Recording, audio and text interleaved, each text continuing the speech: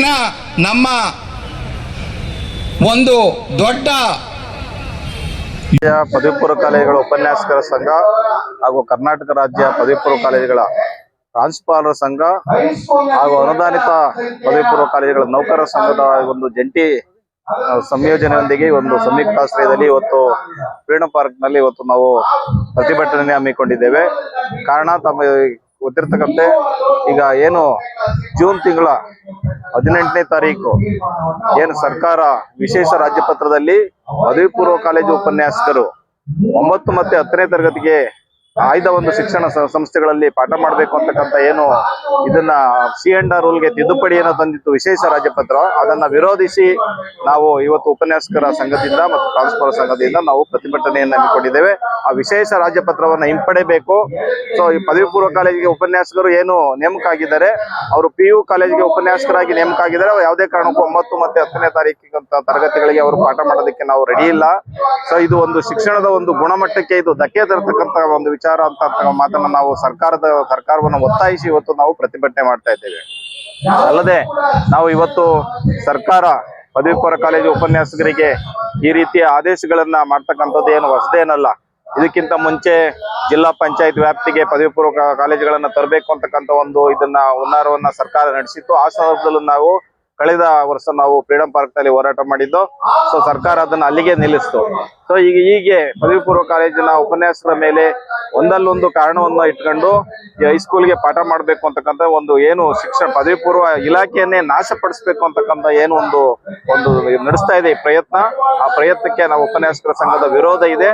So ನಾವು ಖಂಡಿತವಾಗಿ ಸರ್ಕಾರ ಈ ಕೂಡಲೇ ಆ ಒಂದು ಏನು ತಿದ್ದುಪಡಿ C&R ರೂಲ್ಗೆ ತಿದ್ದುಪಡಿ ತರ್ತಾ ಇತ್ತು, ಅದನ್ನ ಕೂಡಲೇ ಹಿಂಪಡೆಯಬೇಕು. ಈಗಾಗಲೇ ನಾವು ಎಲ್ಲಾ ರಾಜ್ಯದ ಉಪನ್ಯಾಸಕರು ಪ್ರಾಂಶುಪಾಲರು ಸುಮಾರು ಹೆಚ್ಚಿನ ಸಂಖ್ಯೆಯಲ್ಲಿ ಅದಕ್ಕೆ ಆಕ್ಷೇಪಣೆಯನ್ನು ಸಲ್ಲಿಸಿದ್ದೇವೆ. ಅದ್ರ ಜೊತೆಗೆ ನಮ್ಮ ಶಿಕ್ಷಣ ಕ್ಷೇತ್ರದ ಪ್ರತಿನಿಧಿಗಳು ಸುಮಾರು 7+7 ಪದವೀಧರ ಮತ್ತು ಶಿಕ್ಷಕರ ಕ್ಷೇತ್ರ ಪ್ರತಿನಿಧಿಗಳು 14 ಜನರು ಸಹ ಅದಕ್ಕೂ ಆಕ್ಷೇಪಣೆ ಸಲ್ಲಿಸಿದ್ದಾರೆ. ಈ ಒಂದು ಹೋರಾಟವನ್ನು ನಾವು ಈ ಮಟ್ಟದಲ್ಲಿ ಮಾಡ್ತಾ ಇದ್ದೇವೆ. ಒಂದು ವೇಳೆ ಇವತ್ತು ದಿವಸ ಸರ್ಕಾರದನ್ನ ಹಿಂಪಡೆದೇ ಹೋದ್ರೆ ನಾವು ಮುಂದಿನ ದಿನಗಳಲ್ಲಿ ತರಗತಿಯನ್ನ ಬಹಿಷ್ಕಾರ ಮಾಡಿ ಮುಂದೆ ಬೀದಿಗೆ ಇಳಿದು ಹೋರಾಟ ಮಾಡ್ತೀವಿ ಅಂತಕ್ಕಂಥ ಈ ಒಂದು ಸಂದೇಶವನ್ನು ಸರ್ಕಾರ ಕೊಡ್ತಾ ಇದೆ.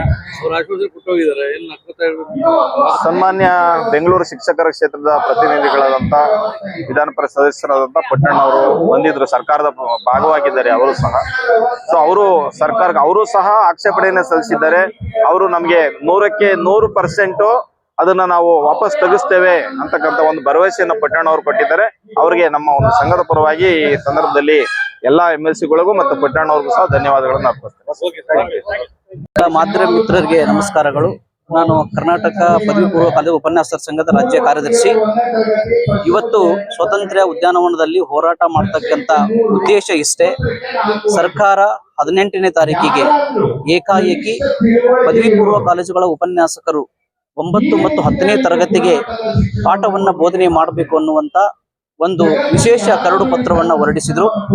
ಅದು ಏಕಾಏಕಿ ಹೊರಡಿಸಿದಾಗ ನಮ್ಮ ರಾಜ್ಯ ಸಂಘದ ಮೀಟಿಂಗ್ ಅಲ್ಲಿ 21ನೇ ತಾರೀಕಿಗೆ ನಾವು ಮೀಟಿಂಗ್ ಮಾಡಿಕೊಂಡು ಪ್ರಾಚಾರ್ಯರ ಸಂಘ ಮತ್ತು ಉಪನ್ಯಾಸಕರ ಸಂಘ ಜಂಟಿಯಾಗಿ ನಾವೊಂದು ಈ ಒಂದು ವಿಶೇಷ ಕರಡು ಪಟ್ಟಿಯನ್ನ ಬಹಿಷ್ಕರಿಸಬೇಕು, ಅದನ್ನು ವಿರೋಧಿಸಬೇಕು ಅನ್ನೋ ದೃಷ್ಟಿಕೋನ ಇಟ್ಕೊಂಡು ಹೋರಾಟದ ರೂಪರೇಷೆ ಸಿದ್ಧಪಡಿಸಿದ್ವಿ.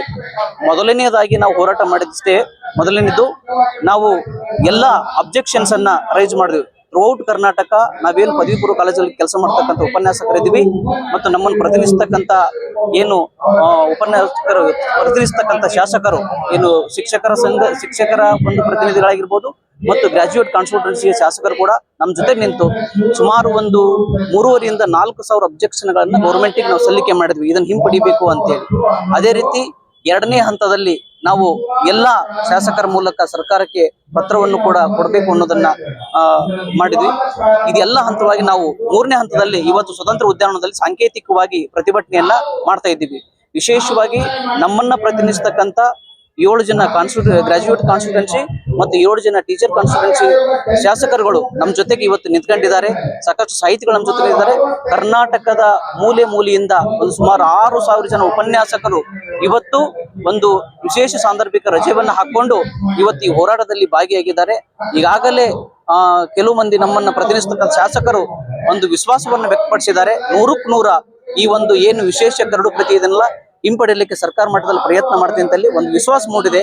ಬಟ್ ಇದು ಒಂದು ಅವೈಜ್ಞಾನಿಕ ಕರಡು ಪ್ರತಿ ಅನ್ನೋದು ನನ್ನ ಒಂದು ಅಭಿಪ್ರಾಯ. ಏಕೆ ಅಂತಂದ್ರೆ 9 ಮತ್ತು 10ನೇ ತರಗತಿಗೆ ಪಾಠ ಮಾಡ್ಲಿಕ್ಕೆ ನಾವು ಬಂದಿದ್ದು, ಆದ್ರೆ ಒಬ್ಬ ಉಪನ್ಯಾಸಕನ್ನ ಪದೋನ್ನತಿ ಮಾಡಬೇಕು, ಹಿಂಬಡ್ತಿಯನ್ನ ಕೊಡಬಾರ್ದು.